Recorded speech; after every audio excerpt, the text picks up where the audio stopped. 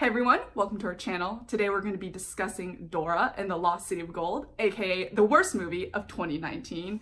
I honestly don't know where to start because I just wanted to bang my head against the wall for the entire movie, honestly. Yeah, it was really just meme after meme. Yeah. It really didn't feel like you were involved in the story. I couldn't immerse myself in the story at all because they kept making the same jokes, which we get it, it's a Dora movie. Yeah. But really, you have to move on and create something new. No, the first few I think were okay. In the beginning, they played a lot of the whole, oh look, this is X, Y, and Z animal. Can you say neurotoxicity? Like, I thought that was actually pretty clever, but then they just beat that Dora joke to death. Not that specific joke, but the sense like, oh, Dora likes to sing. Why don't we try a song? A song will make you feel better. Yeah. Guess what we should do now? Sing a song. I was like, we get it.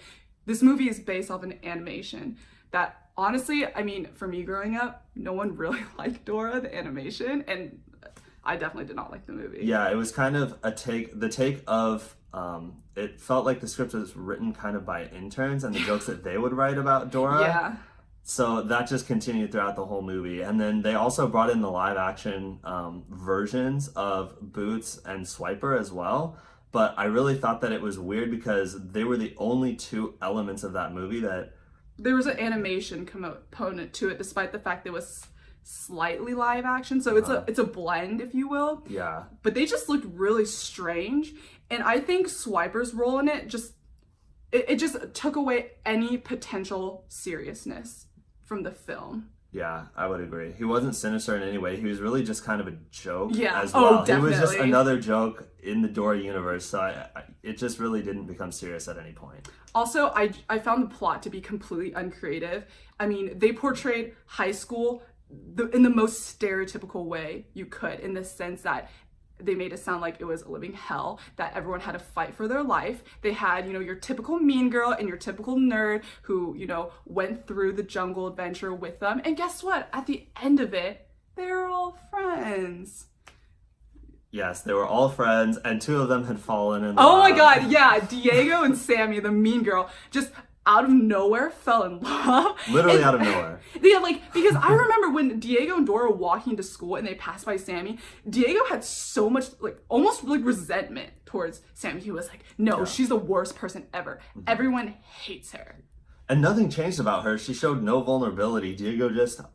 I love her now. Yeah, I know. It was later you find out in the movie that apparently Diego apparently always liked her, but the fact that they didn't give you a sense of that in the first time when Diego talked about her, it wasn't like he was saying it no one likes her, she's terrible, right? Yeah, it was straight up it sounded like he hated her, which makes it come across as just so fake to me. Yeah, the romance is so fake. Yeah, that was just one of many flaws in the movie. Also, the other funny thing that I think was so stereotypical is that Dora had her coming of age moment where she was like, I can't do it. I'm just a kid. And then all of a sudden Boots could talk, which was, I didn't really understand that. That just made it another joke, yeah, because Dora was just hallucinating that Boots could talk in this really deep voice that came from nowhere. It's not in the animation, it's not even Boots. No, she pretended to be Boots at one point. When she was talking to Boots, she was like, hey Boots, what are we gonna do today? Oh, Dora, we're gonna be doing this. And then all of a sudden,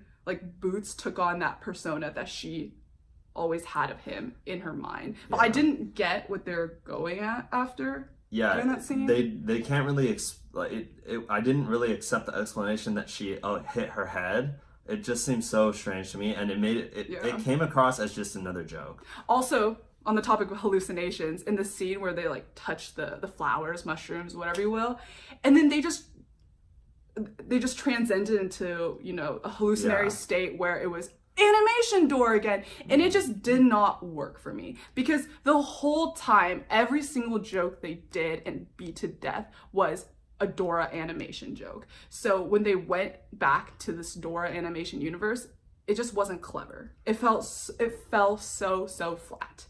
Yeah, I would agree with that. The jokes did not come across well. Dora herself became slightly a different character from the animation, but they kind of kept everything else the same, but in joke form, so it just didn't work. Yeah, also, something else that confused me during the movie is I honestly had no idea what genre movie I was watching, because I think this is classified as action adventure, but at the same time, they were making the same surface level jokes to where they were attempting some comedy. And then at the very end, when that old woman ended up being like like the Inca queen, I don't know what exactly her title is. I was just like, there's magic in this movie too. Now, like, we're gonna dabble in a little bit of fantasy. I really didn't like that, because they were trying to emphasize the fact that they were based off of a children's TV show, and then we're gonna throw in fantasy. Like, you need to be consistent. Well, they definitely didn't mention any magical aspects of this until it just happened. yeah, that was the other thing. It all seemed like it could happen in real life, right? You know, these archaeologists are doing a lot of exploring in Peru. Yeah, there are people who do that, but I don't think people witness someone transform themselves from an old lady to a young woman in the matter of seconds, right? Yeah, it was just out of nowhere. Yeah, so I think it's pretty safe to say that we do not recommend this movie whatsoever. The other thing is, I don't even know what type of age demographic this movie is appealing to, because we grew up watching Dora on TV when we were younger. So if anything, we would probably be the target demographic to see the trailer. Yeah, we should be someone who this is targeted at, and yet, you know, it just didn't work with the level of jokes. And if you've seen Dora before, you probably wouldn't like these jokes, because it honestly feels like they're making fun of Dora more so than it is Dora. And so because of that, it feels like it actually wasn't aimed at us. Maybe it was aimed for like younger kids who actually haven't seen Dora. Yeah, but there's some jokes where I don't think younger kids would understand. You know, can you say neurotoxicity, right? Yeah, that's true. So that's the thing. I don't know who they were appealing to, because if they weren't appealing to us, they definitely were not appealing to, you know, our parents' generation. And I don't think this would have appealed to the current kids. Yeah, so it ends up being really just not working for anybody. Yeah. To me, I mean, I felt like the only point of this movie was to make money by slapping on that Dora title, because it wasn't a creative plot. You clearly are not trying to win any awards. So what's the point of making it? Like, I'm sorry, that's just how I think of it. It was honestly just a mess the entire time. Yeah, I would recommend skipping this one if you're going to skip any movie this year. Yeah, I mean, if you want to go into it to make fun of it, maybe it might be appealing. But it just kind of annoyed me throughout, because usually with the types of jokes they're making, it's to break tension when things get too tense in a movie. But it was just tension breaker. Like, and also there was never stopped. There was no tension to break in the first place. They never let any tension build up, and so it's just a joke throughout. Yeah. So worst movie of 2019, maybe even 2018 and 2017. Skip it. Anyways, guys, thanks for tuning in, and we'll see you next time.